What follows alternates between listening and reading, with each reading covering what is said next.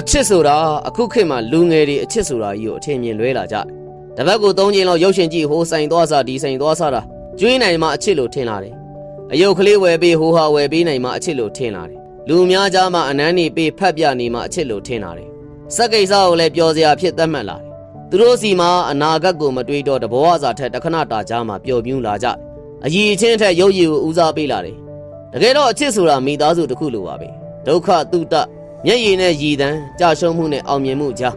ကိုယ့်ဘက်ကအမြဲရက်တီပေးပြီးတော့ရှိနေတတ်ကြသူတွေပါအောင်မြင်တဲ့ယောက်ျားတွေရဲ့နောက်ွယ်မှာထက်မြက်တဲ့မိန်းမရှိတယ်ထက်မြက်တဲ့မိန်းမတွေရဲ့ဘေးမှာလည်းအောင်မြင်တဲ့ယောက်ျားတွေရှိဘဝအာမခံချက်ဆိုတာကိုယ်တိုင်ဖန်တီးရတဲ့အရာပါဘယ်အာမခံကုမ္ပဏီမှာလည်းခွန်ဖနက်တရံကိုဒေါ်လာတန်းချီမပေးနိုင်တယ်လို့ထီမထိုးပဲထီပေါက်ခြင်းအပင်မဆိုင်ဖဲအသီးစားခြင်းပါရမီမဖြည့်ပဲအောင်မြင်တဲ့ယောက်ျားတွေကိုမမျှော်လင့်ပါနဲ့ရေဒီမိတ်တွေကဘယ်ရာမှမကောင်းပါဘူးဘဝမှာဟင်းကောင်းကောင်းစားရုံအလှပြင်ရုံတက်တက်လူဖြစ်လာတဲ့တန်မှန်မိန်းမတွေဟာအောင်မြင်မိသားယောက်ျားတွေကိုရှာပြီးတော့သူတို့ဘဝကိုတည်ဆောက်ခြင်းကြထက်မြက်တဲ့မိန်းမတွေကတော့သူတို့တကယ်ချစ်တဲ့သူနဲ့သာဘဝကိုရုန်းကန်လှုပ်ရှားဖေးမှကူညီရင်းနဲ့အောင်မြင်တဲ့ယောက်ျားတွေရဲ့အရေးပါတဲ့မိန်းမဖြစ်လာခြင်း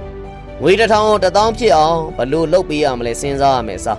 ဘလို့ဖြုံးရမလဲစဉ်းစားနေတဲ့လက်တွဲပေါ်ရှိရင်တော့အခုခရေကလက်တွဲဖြုတ်လိုက်တင်းဘဝရဲ့ပါရမီဖြည့်ဘက်ဘယ်တော့မှဖြစ်လာမှာမဟုတ်လို့အချစ်ဆိုတာအဲ့ဒါပဲ